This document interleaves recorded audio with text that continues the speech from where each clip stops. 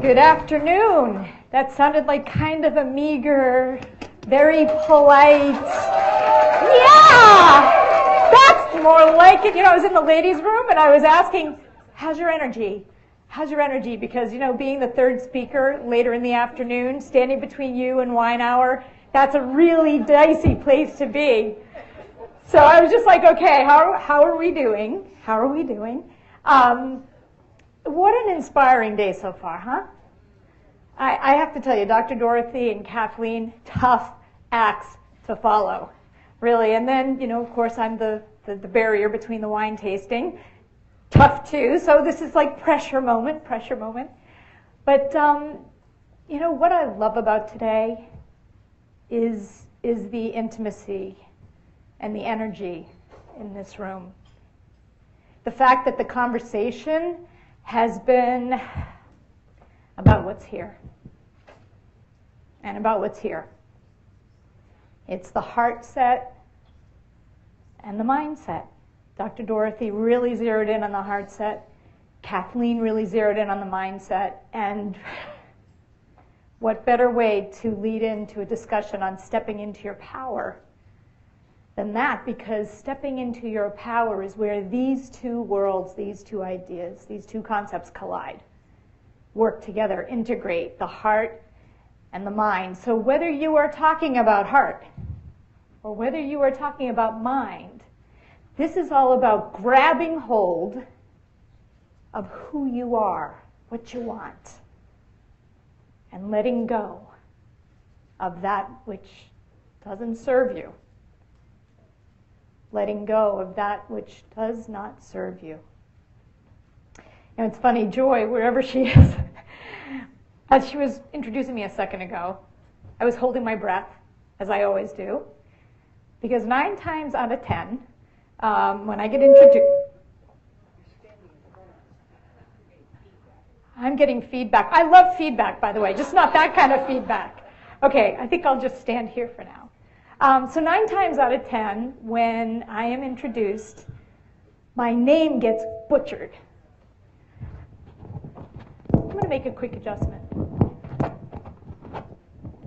Is that any better? Probably not. Okay.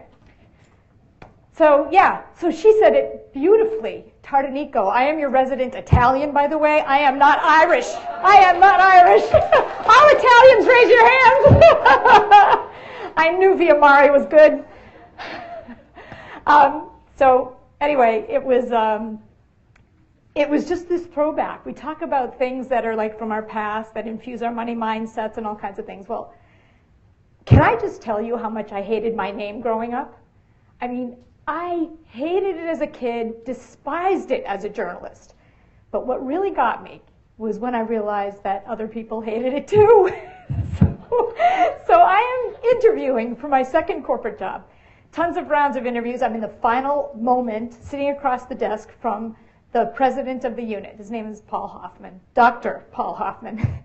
So he takes my resume and he goes, Tarda, what? What the hell kind of name is that? I said, well, it's Italian. So he said, well, why do you want to come to Lowell, Massachusetts, which is where the job was? And I said I was engaged and my future husband lived in the area. And he said, well, what's his name? I said, Gillette, David Gillette, like the razor blade. And he said, oh, you're going to take on his name? I said, yeah. And he said, good idea, good idea. So, you know, my discomfort with my last name may have been one thing. But this guy's disdain for it, it like took on a life of its own. So anyway, so I get married. And the marriage, my God, okay. You know what? We're talking about the marriage, which did fail, just like this. I'm switching media. Bear with me.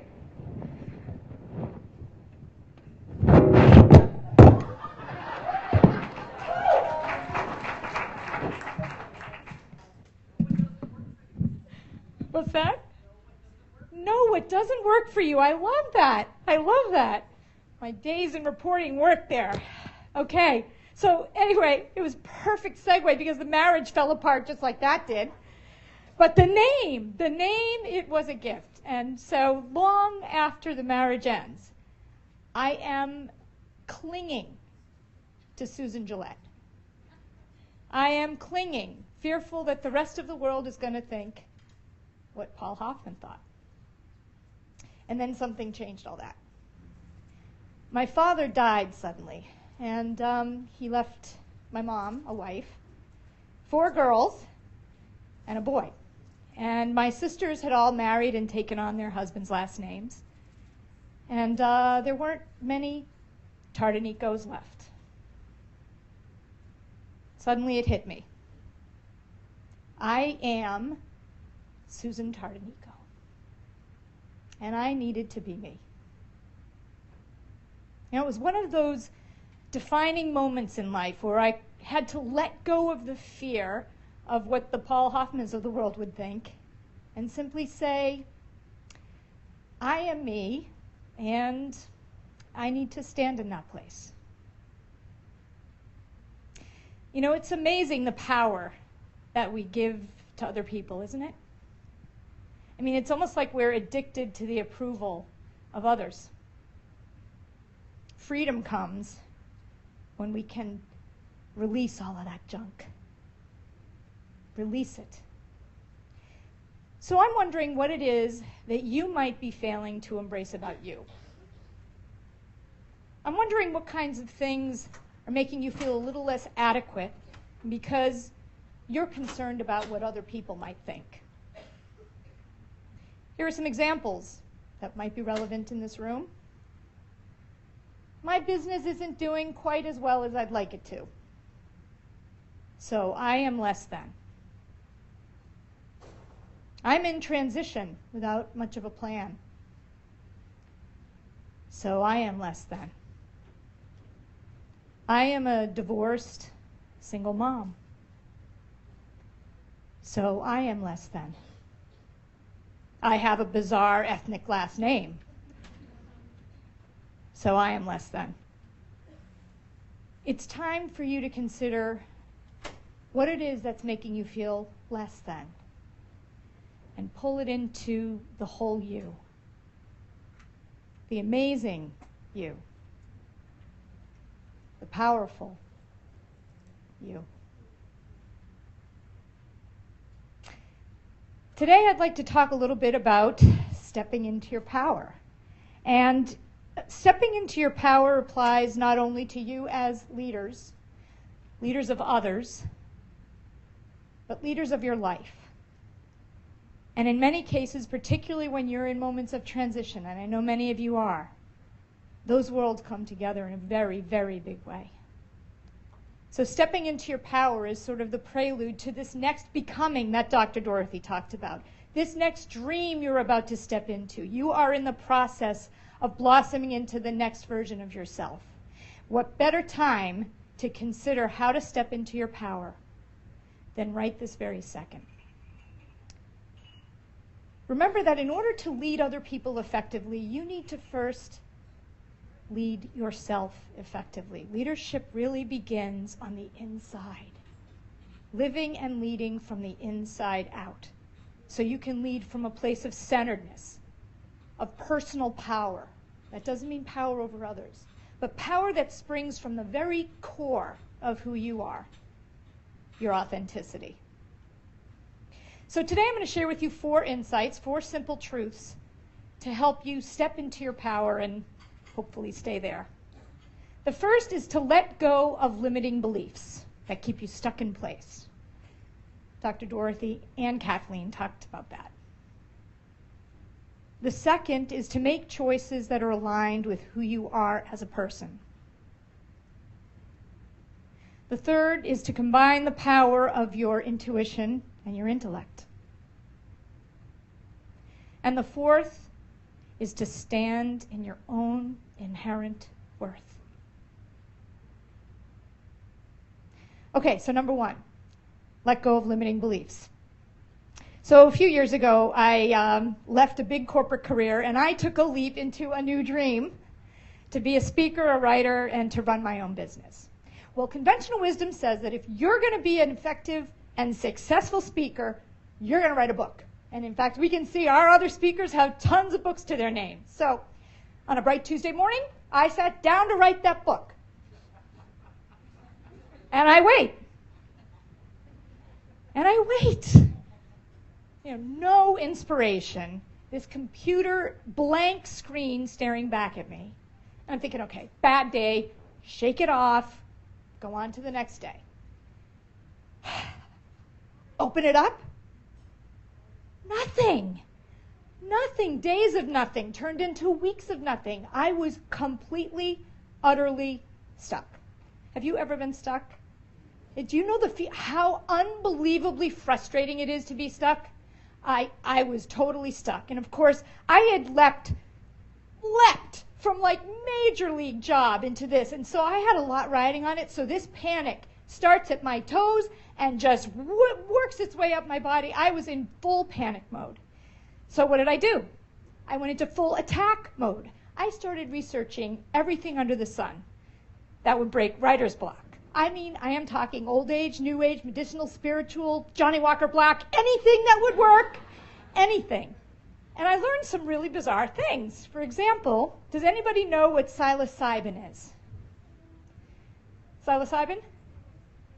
What? Mushrooms! Awesome! Do you know you are the first? I have never met anybody who knew what psilocybin was. All right, gold star, gold star. All right, psilocybin is a wild mushroom, and if you drink a tea made from an extract of this wild mushroom, it's supposed to break writer's block. So I was so desperate, I just ginned it up a little bit. I drank 3 cups a day until I realized it unlocked other parts of me instead.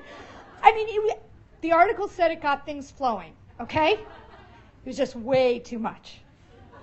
So, okay, I tried mind clearing. I tried breathing. I tried exercise therapy. I tried shower therapy. Has anybody heard that creativity comes in a shower? Yes. Read. Okay.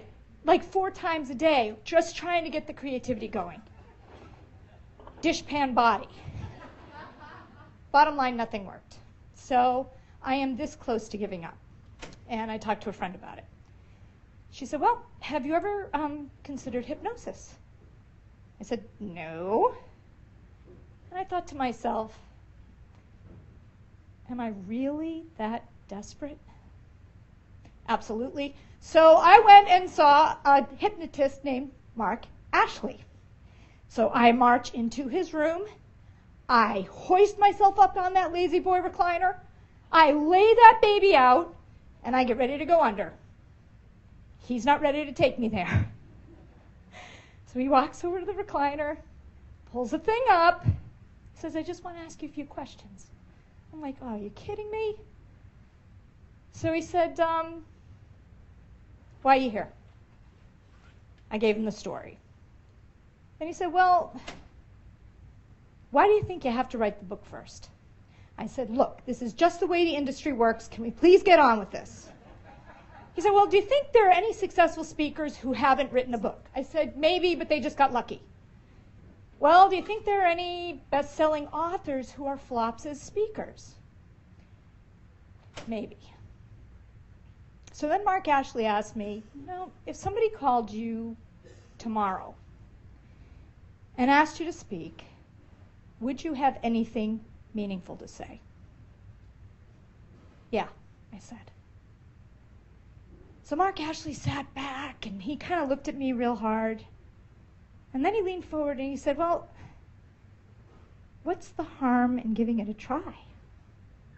Okay, pathetically simple, right? Pathetically simple. But for whatever reason, in that moment, it was like the floodgates of possibility were just blown open. I had this surge of energy. I left his office within 2 months. I had my first speaking engagement, and then it went on from there. So my path was altered by a hypnotist who didn't even hypnotize me, for God's sakes. I mean, he changed my path by my life, actually, by getting me to reframe, to look at things from a completely different angle. There wasn't a thing in my circumstances that had changed. It was my belief about my circumstances that had changed. Dorothy talked about being in a box, and I had drawn this box around myself, very definitive. And all I needed to do was just erase those lines, set myself free.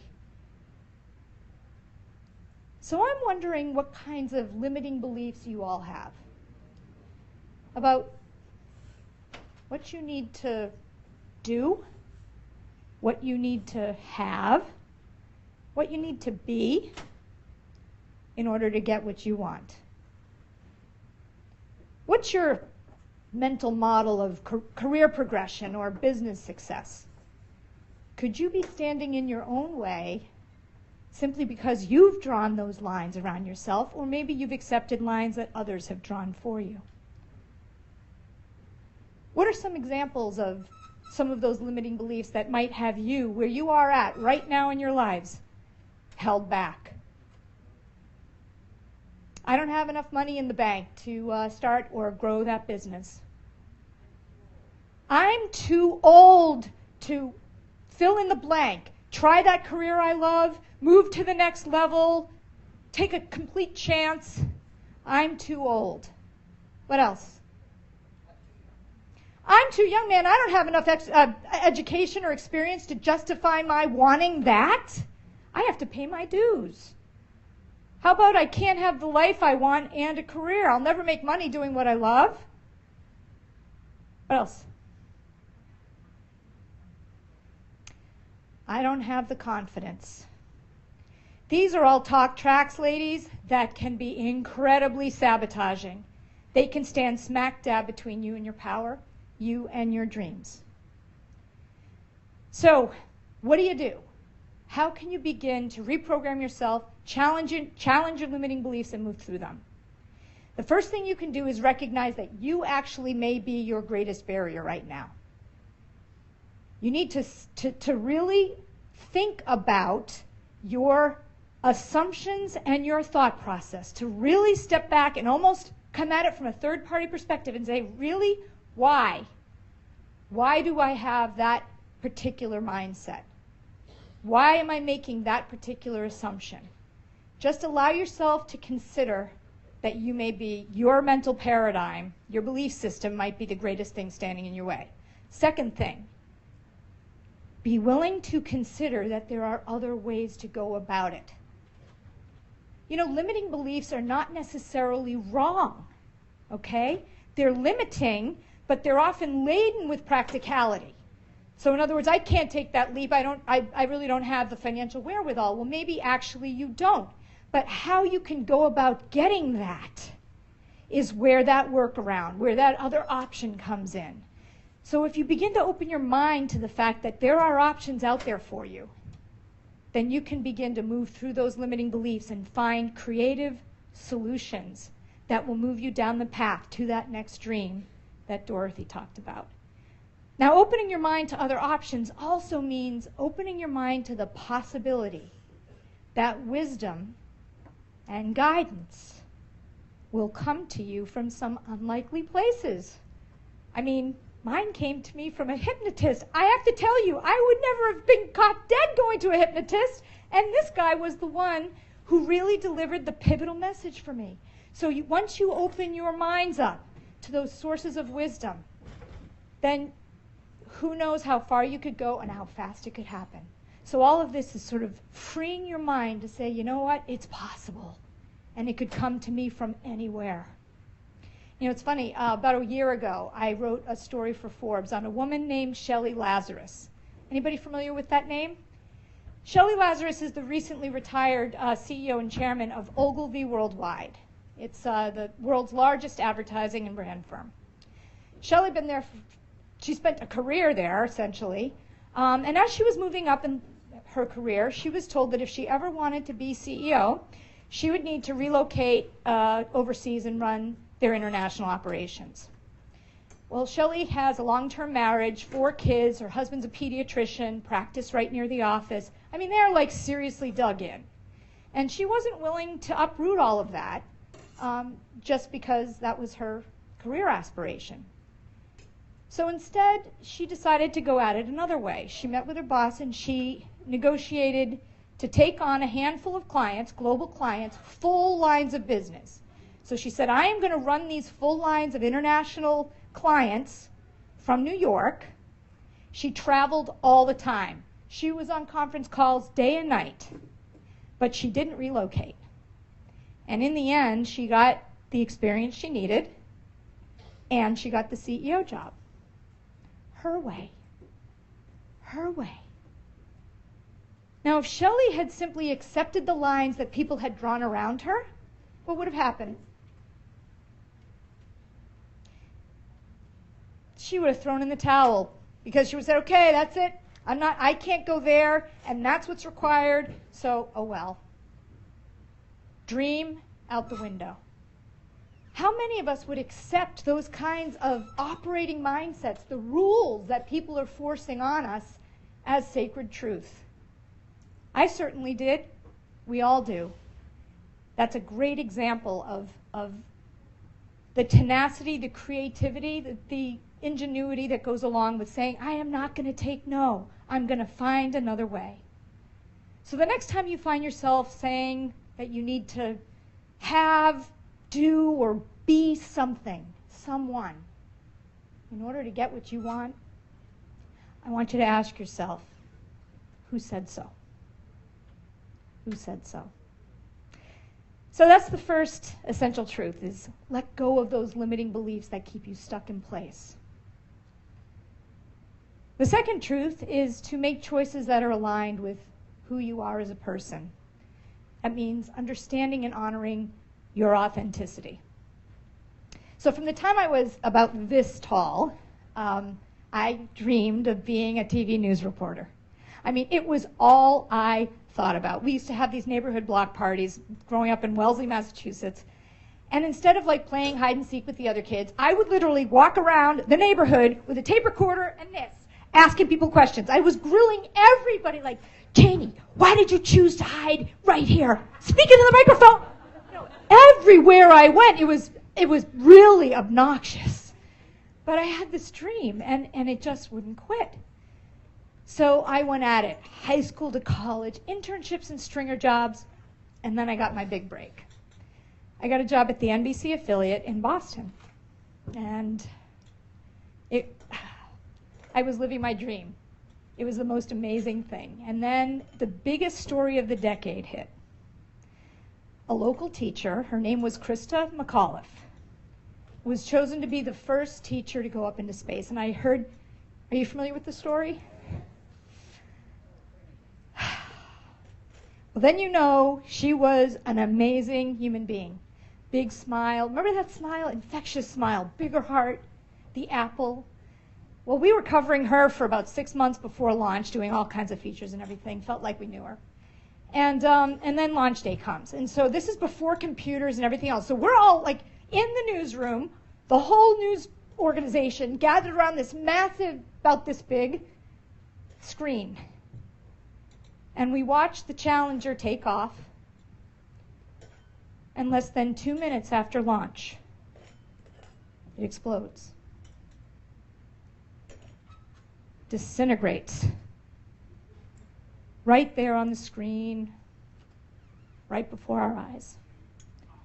The greatest tragedy in the history of the space program. At first, the newsroom is dead silent, frozen. And then it erupts in this giddy, gleeful chaos. It is so hard to like describe the feeling in that room that day, but it was happy.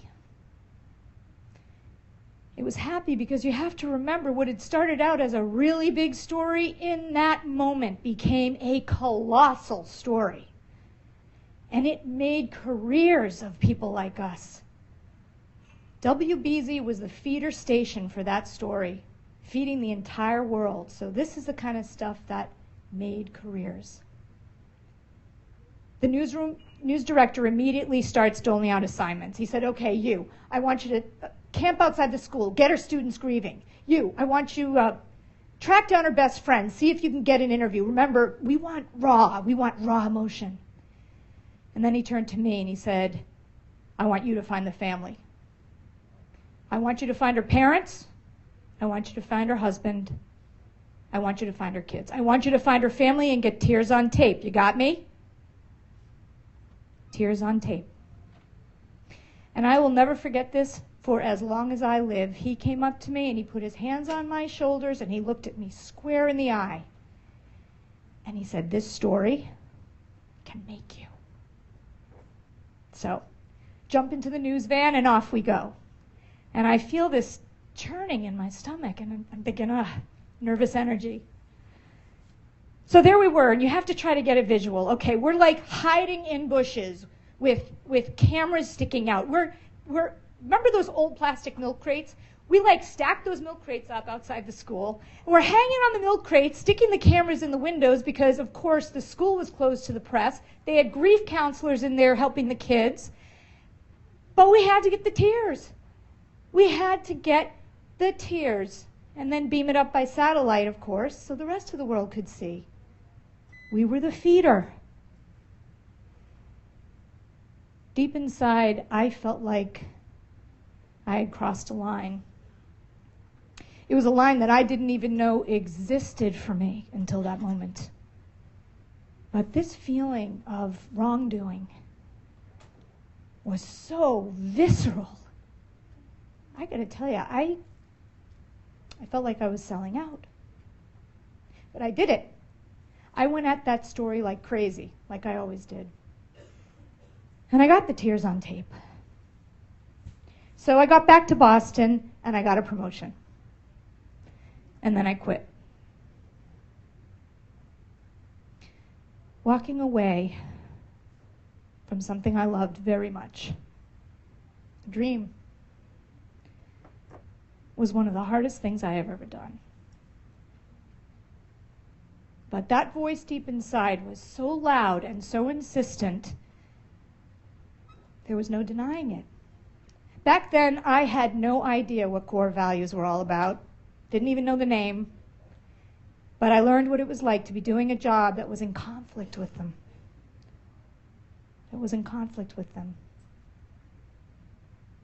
Values are a very important thing to bear in mind, whether you're leading other people or leading your life. And I know Dr. Dorothy talked about this as well.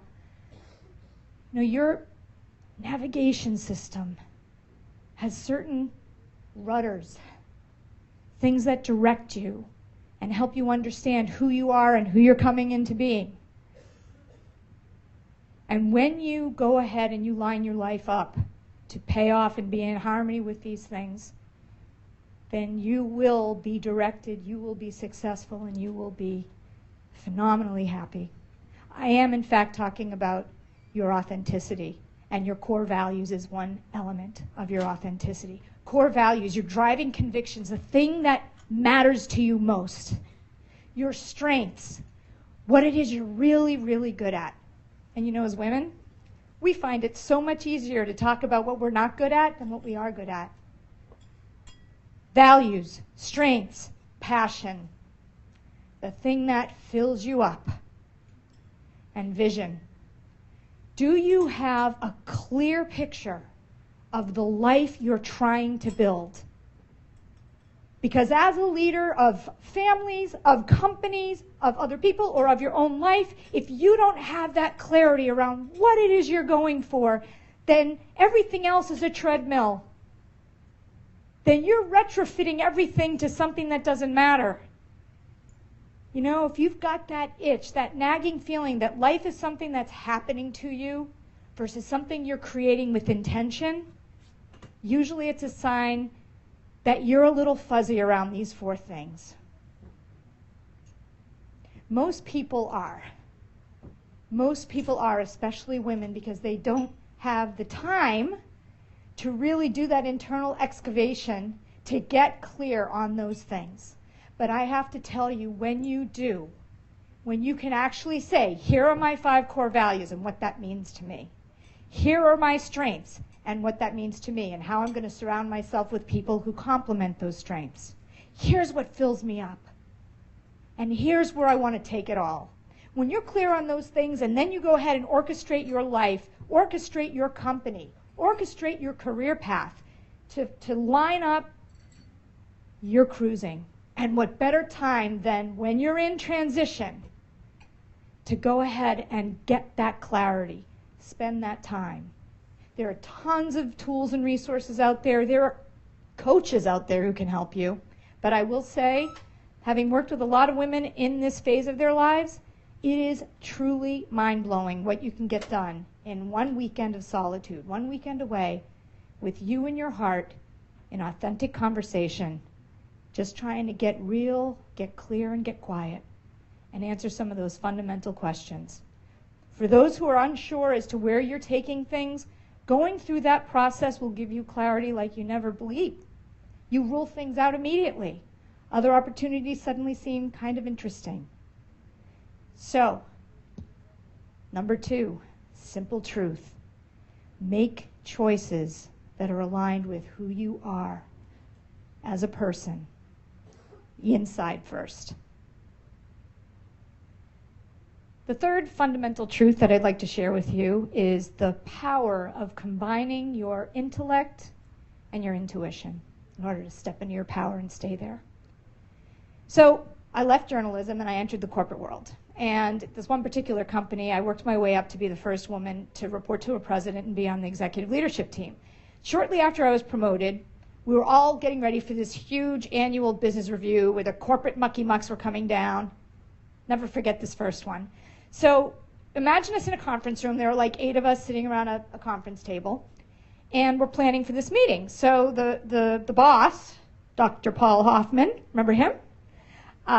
He starts going around divvying out the responsibilities. So he says, all right, Joe, I want you to walk him through the financials. Stan, take him through the 5-year strategic plan. Mike, I want you to bring him through the R&D center. And he goes around and around and around, comes to me. And he said, okay, and Susan, you can take care of the food.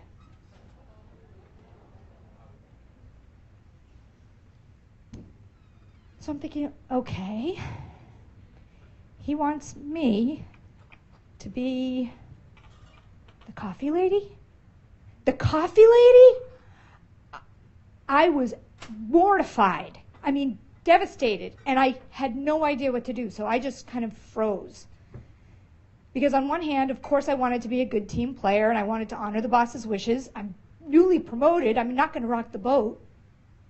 But on the other hand, I knew here in my solar plexus that this was not good. And my mind agreed too. My intellect agreed. Here's what it was thinking. Okay, my boss didn't respect or value me. My colleagues would never take me seriously. I was DOA. Dead on arrival. My mind and my heart were in complete agreement on this thing, and they were screaming at me to do something. What that was, I had no idea. Johnny Black, Johnny Walker Black, I love that solution. The solution that I employed was that I went and spoke to my dad that night. And I have to tell you, he was so cavalier about this, it just ticked me off. He looked at me and he said, well, why don't you just go back and get another job? First I thought he meant, well, leave the company and go find another job, like that was practical. But he said, no, why don't you just go back and negotiate another role for the meeting? Huh. I said, well, how does that work? I mean, my boss gave me an assignment. I mean, I didn't really have a choice. Has anybody been in this situation, given something to do, and you just didn't feel like you had a choice? So then my father asked, who are your allies? I hadn't given that one much thought. I mean, like most women, I went into work every day. I put my head down. I worked my brains out. And I never really gave much thought to strategic relationships. Gave me a lot to think about that night.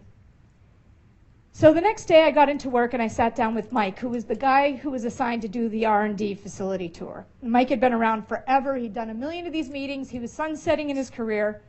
For him, the stakes weren't anywhere near as high as they were for me.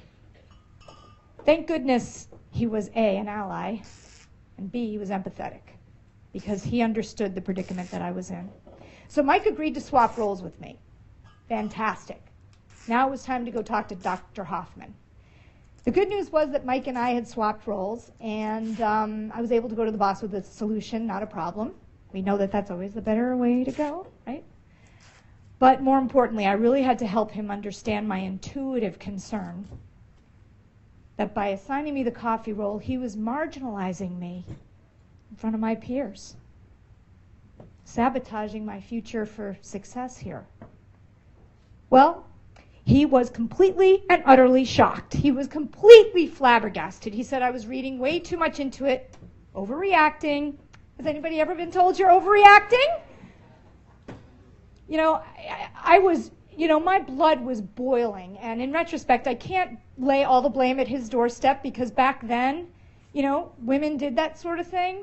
And also this was a manufacturing company. They had never had a female executive. They probably didn't know what to do with me. But here we are, both seriously emotional. He feels like I'm overreacting and accusing him. I'm feeling completely frustrated and undervalued. And I'm thinking, this is not working. This is not working. So I had to take it out of here and I had to bring it up to here and say, okay, how do I reason with this man? And I said, okay, so you hired me to do this job. Let's just review the bidding. Fundamental to my success in this role is cross-functional collaboration. So for me to achieve what you need me to achieve, I need to be viewed as an equal player with my peers with whom I'm supposed to collaborate. If I'm not viewed as on equal footing, then they will not respect me and they will not play ball. To his credit, Dr. Hoffman got it. And nothing like that ever happened again. So then the big day comes and corporate descends. Now it's this big annual business review. And as it turns out, the CEO of Textron Inc., our parent company, sitting way up here, we're down here, ends up walking right alongside me for the whole tour of the R&D facility. Consequently, I got on his radar screen, and then I was added to a list of high potential leaders at the corporate office.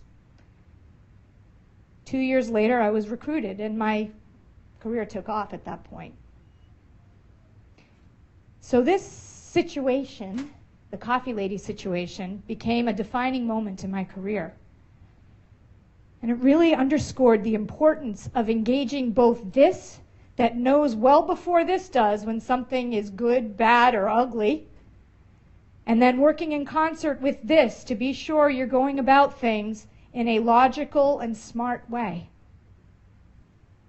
Now it's a lot of years later, and I'm sure that most of you rarely face this kind of gender bias.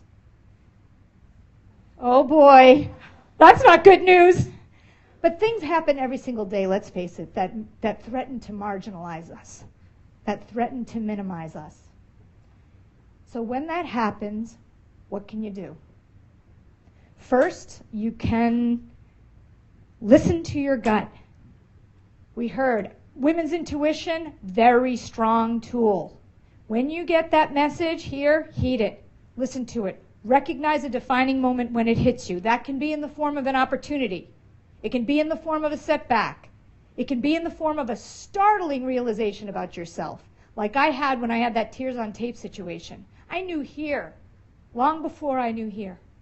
So recognize it in your gut and then use your smarts, your intellect, to take strategic action.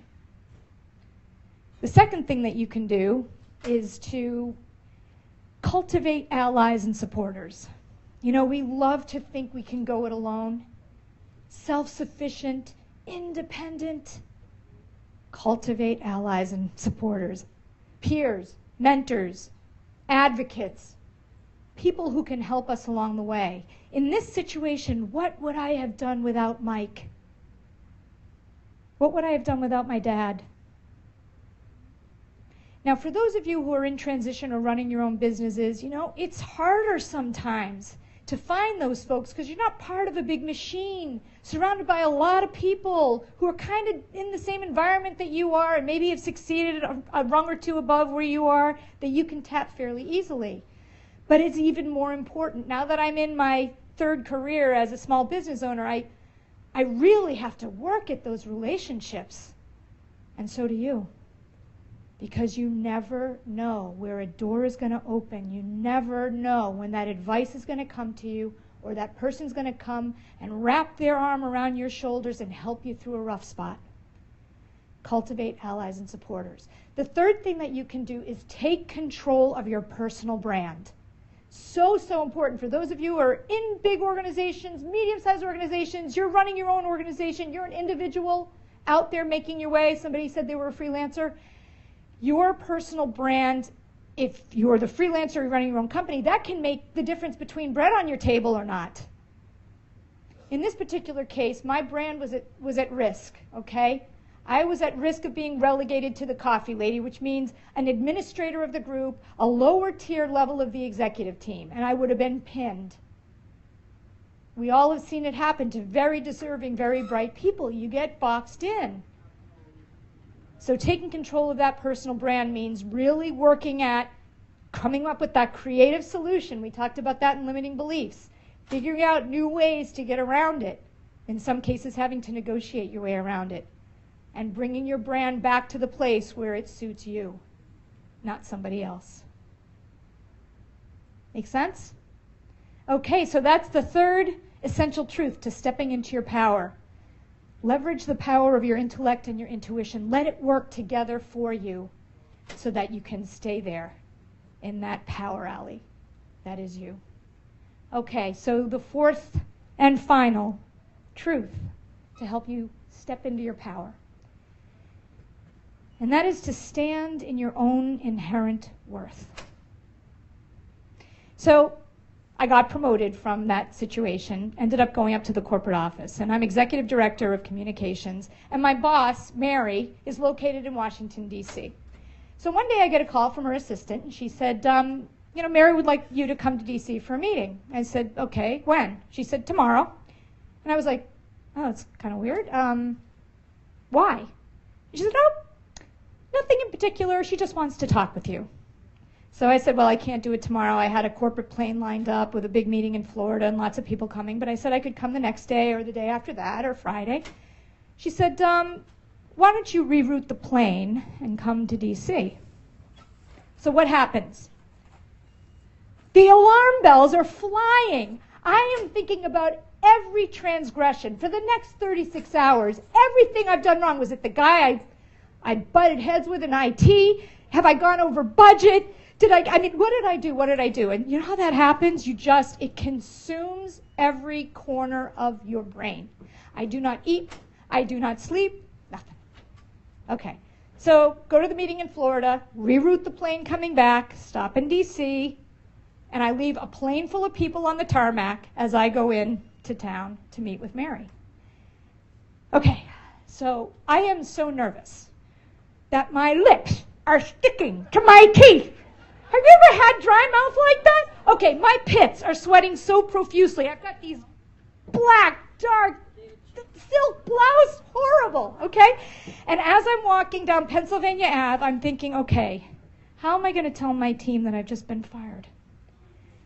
So I get to the office, and Melissa, her assistant, who's usually this perky, chippier, chatty girl, greets me, doesn't say a word, shows me to the conference room, sits me down at the end of the table, and I wait.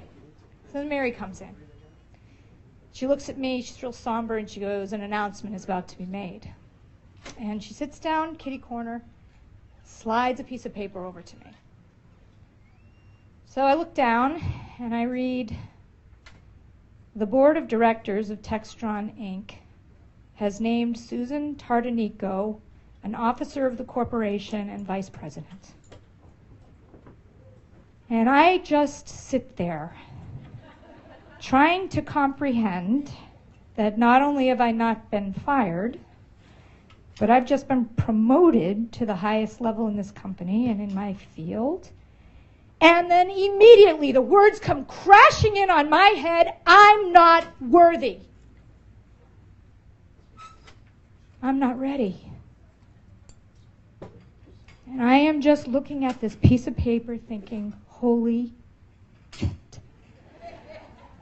This panic comes through me like a freight train, and I think, oh my God, I am never going to cut it in this position. All this is happening in my head. And Mary is like, Sue, what is wrong with you? They had orchestrated this big surprise, and I am just still and sad because I'm not worthy. You know what I felt like? I felt like I had duped the whole organization, just pulled the wool right over its eyes, thinking that it was better than I was. So I say to Mary, thanks, but I'm not ready. And so she said, are you kidding me? You have to be kidding me, right? I said, no, I wasn't kidding. Because I always held the officers as a level above me. Smarter, stronger, more capable, more deserving, more ready. So I go back to Providence, and the announcement goes out, and my phone starts ringing off the hook, and emails start flooding in, and one by one, the officers stop by my office to welcome me and offer their support and their help. And over time, I came to realize that they actually valued me.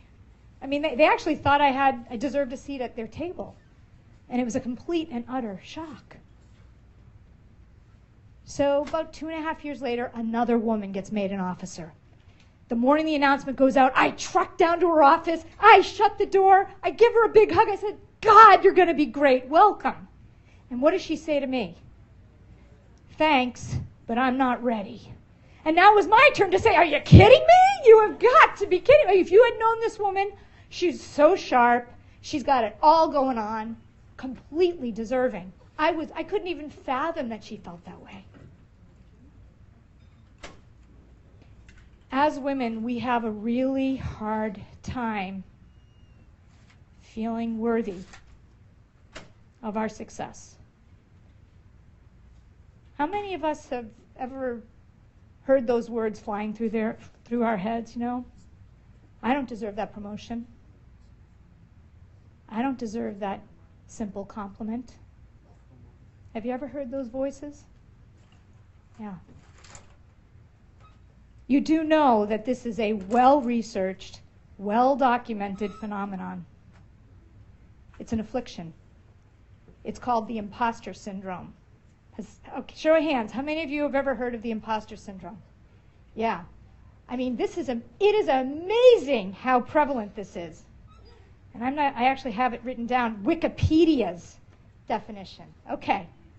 So, first things first. We talk about stepping into our power. And so much of this is around confidence, right? We are so good.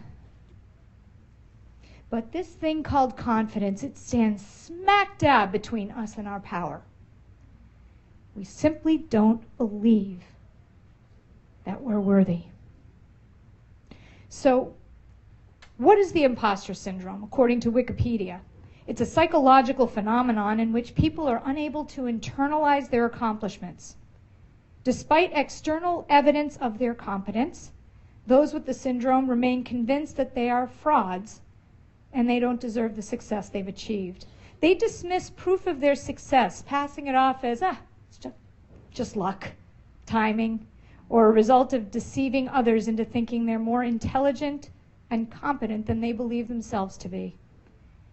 In summary, those with the imposter syndrome are competent people who find it impossible to believe in their own competence.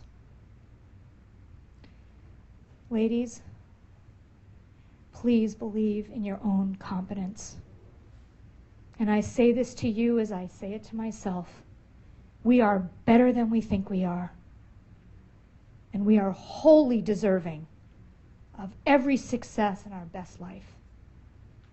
Those of you who are in transition, it can wreak havoc on this. If you have seedlings of it, they're blossoming into full-fledged trees and bushes right now. Because you think, for whatever reason, that you find yourself in this place right now, that you somehow are not worthy. You are worthy. Interesting research. About a year ago, the National Council for Research on Women, they published a report called Holding Women Back. And one of their key findings, and I quote, "Women must reject the overwhelming feelings of self-doubt that can cripple their advancement." Cripple our advancement. You know, stepping into our power begins with letting ourselves believe that we just might be as good, we just might be as capable, we just might be as deserving as other people think we are. So I'd like you to repeat after me. I am worthy.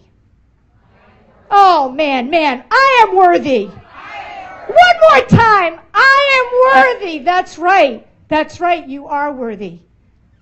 You are worthy of every success. You are worthy of every accolade. You are worthy of all the praise, the thanks, and the support that's already on its way to you. You are worthy.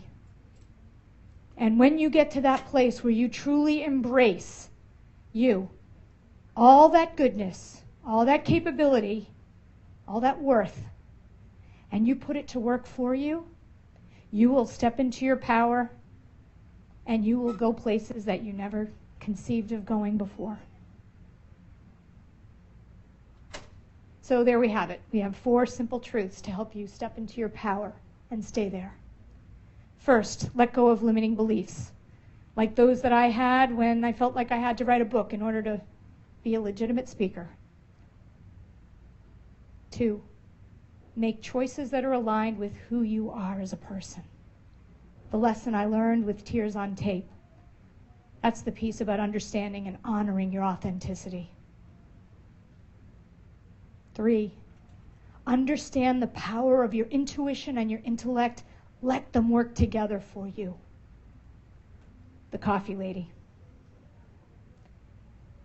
And then 4, stand in your own inherent worth. If you suffer from the imposter syndrome, recognize it, name it, and say no. Say no. That's an insidious, horrible affliction, and you are not alone. You move to a place of self-love, and you will step into your power and blossom. You know, each one of these scenarios were defining moments for me. And the thing about defining moments is that they're often painful. They're often difficult, uncomfortable. They cause us to dig deep and step up with courage that we didn't know existed, clarity we didn't think was there. And when we do, we find ourselves moving to a whole new place. To a whole new place. And when you're in those dark days, sometimes it's hard to know that there could be a silver lining. I'm sure some of you are there right now. You're kind of wondering, man, am I going to be able to get out of this? Where's my rainbow? Where's the end?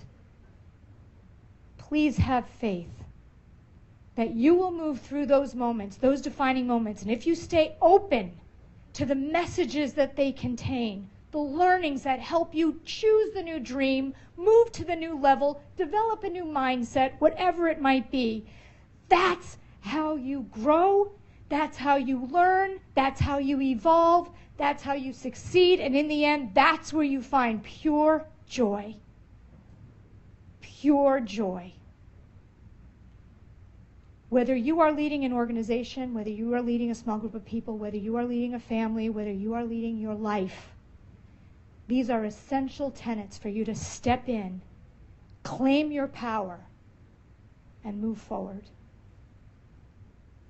So at the beginning, I told you a little story about when Susan Gillette had to become Susan Tardanico.